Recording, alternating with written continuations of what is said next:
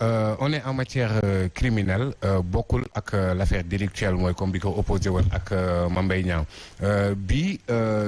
bokkul parce que fële ne bu ko neexoon bañ a dem te mu bañ a jur conséquence mais le code de procédure pénale a été clair ci kaawu jugement bu ñuy def ci ki nga xamante ne matière criminelle la viol dañ ko criminaliser depuis lors donc article 238 moom teel na wax ni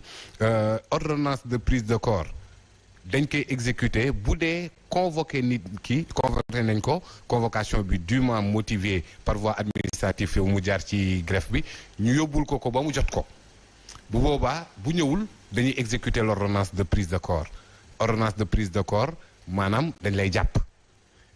tey jii nii effectivement li nga wax moom moo am daanaka ñu bëri surtout ñoom sax semaine bi yëpp pratiquement Ousmane Sonko était inactif kenn xamul fu mu nekk donc de source sûre mën naa affirmer que ni jotul convocation gisuñu ko sax ba koy jox convocation maintenant l'exécution d'une ordonnance de prise de corps donc mënu fa am defar nank loolu laa bëgg a ñëw parce que y a deux conditions d'exécution d'ordonnance de prise de corps bi ñu njëkk ci article 238 239 deuxième alinéa bi nee na le juge peut exécuter l'ordonnance de prise de corps s'il motive bu ko jàppee que ni c'est opportun de maintenir l'individu en détention donc kon nonobstant l'aspect de la réception de la convocation budul convocation bi mën na ko exécuter ordonnance de prise de corps sans pour autant convocation bi bu dee moom jàpp na ni le maintien de la détention de l'accusé est nécessaire ci mbir mi donc kon il y a deux conditions ci exécution boobu noonu première condition bi moom mooy mu jot la convocation bu jaar par voie administrative jaar ci greffe bi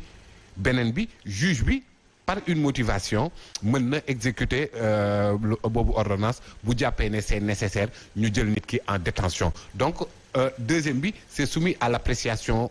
du juge du président du tribunal personnellement je ne pense pas que ni procès dina am suba donte nag yoon may na nit ki même bu dee exécution ordonnance prise de corps bi mënul ne même bu dee gisuñu nit ki maanaam l'individu ne s'est pas présenté article 240 nee na mën nañ koo juger par contumace donc kon ci biir article 240 bi da nga ciy déggaale ne nit ki mën nañ koo juger sans pour autant mu présent parce que bu ñu ne impossibilité de saisine loolu jurisprudence da koy apprécier diversement même en matière pénale sénégalaise parce que bu ñu delloo tuuti fàttaliku l'affaire Hissène Habré effectivement les chambres africaines extraordinaires amoon nañ statut mais statut yi dafa ne en cas de défaillance de ces statuts dañuy appliquer le code pénal sénégalais ak le code de procédure pénale sénégalais boobu noonu dañ ne non ordonnance de prise de corps saisine bi c'était presque impossible ñu ne non ce n'est pas impossible xam nañ fu Habré dëkk xam nañ fan mooy këram lan lañ mujjee danoo jugé wuñu ko par contumace dañ ko yenu ji andi donte moom bëggul woon comparaître dafa bañoon carrément mais dañ koo yenu andi ko bu ñëw nag yoon may na ko stratégie silence mu bañ a tontu bu ko neexee bañ a wax mais lan moo waraloon ñu forcer ko foofu noonu parce que day am confusion yenn saa yi ci mandat d'amener ak ordonnance de prise de corps moment wu audience bi juge bi bu ko soxlaa foofu mandat d'amener la andil leen ma ko léegi mën nañ ko aminer ba pare mu dem ñibbi mais prise de corps par contre foofu dañ lay tëj nga xamante ne boo ñëwee supposons procès bi tijji suba mënuñu ko éponger ba mu jeex tàkk mënuñu vider dossier ba mu jeex tàkk mënuñu ko vider ba mu jeex tàkk délibéré donc léegi imagine buñ exercer l'ordonnance de prise de corps jël ko yóbbu rëbës jëlee rëbës andi ñu suspendre audience maanaam ñu dem audience ba guddi ñu suspendre ne suba ñu ñëwaat day dellu jiwaat prison bu ginnaaw subaa ñu ñëwaat ba ci bis bay procès bi di jeex et que marathon judiciaire la déjà rek bu ñu fàttali ko mbirum Karim Wade toog nañ 2 mois ci ay exceptions de procédure dugguñu ci fond bi nekkuñu ci débat bi parce que effectivement les exceptions de procédure dañ koy soulever in limitis c'est-à-dire avant l'exécution du fond donc bu ñu taxawee sur la forme rek ça peut durer donc bu ñu ne dañ exercer ak ordonnance de prise de corps du jóge këram ñëw dañ koy jël yóbbu rëbës mu jógee rëbës ñëw parce que effectivement article 238 bi dafa leer que ni veille audience bi Ousmane Sonko dafa war a ñëw présenté wu ñu ngi ci veille audience bi on a jusqu'à minuit fii ba minuit nag bu ñu ko gisul effectivement mën na doon justification pour ordonnance de prise de corps te bu boobaa dañ koy jël mënuñ ko yóbbu ci juge bi parce que juge bi nekku fa yóbbu ko këram yóbbu ko rëbës julee ko rëbës andi ko juge bi suba buñ ko andee juge bi bu audience bi jeexul delloowaat rëbës ba muy jeex donc il y a aussi un aspect politique loolu moom kenn mënu ko dindi ci procès ci mbir mii nii aspect politique. si on ne réussit pas maanaam ci ñaar yooyu yëpp bu fekkee amul. hypothèse yooyu. ci ñu yegg ci juger par contumace. mën nañ ko juger par contumace te boo xoolee article 240 bi muy wax jugement par contumace daf ne mën nañ ko juger contre lui par contumace contre lui boobu noonu dafa am solo parce que ce sera à ses risques et périls man dama jàpp ni dans cette affaire là qui depuis plus de 2 ans pour man. Ils ont des arguments à faire valoir donc cette politique de la chaise vide là gisuma sa pertinence même ni ma ko gisul woon dans l'affaire Mame Mbaye Niang am nga ay arguments depuis plus de 2 ans yaa ngi wax ci argument yooyu ci complot ba pare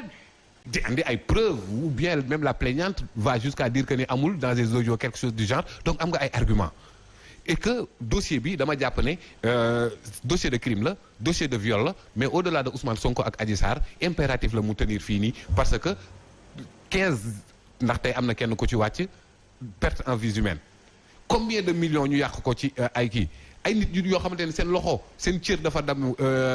dañ ko ci perte Mohamed Tonika am ñoo xamante ne ñàkk ci seen liggéey capitaine Seydina Oumar Touré ainsi de suite kon donc les dégâts collatéraux dafa bëri ba dafa mujj weesu diggante Sonko ak Adji Sarr donc la tenue de ce procès là ne serait-ce que pour xam la responsabilité de ki def loolu noonu devient de plus en plus un impératif donc mën nañ juger par contumace effectivement mais le jugement sera organisé contre lui et que argument yi nga xamante ne depuis plus de 2 ans ñu ngi ko fiy développé am na Ousmane Sonko yàgg nay teg ne complot Adji Sarr di teg ne man dañ ma tooñ donc foofu noonu foog naa ne impérativement waroon nañ mën a taxaw mais pourquoi Ousmane Sonko dit que dootul wuy ji justice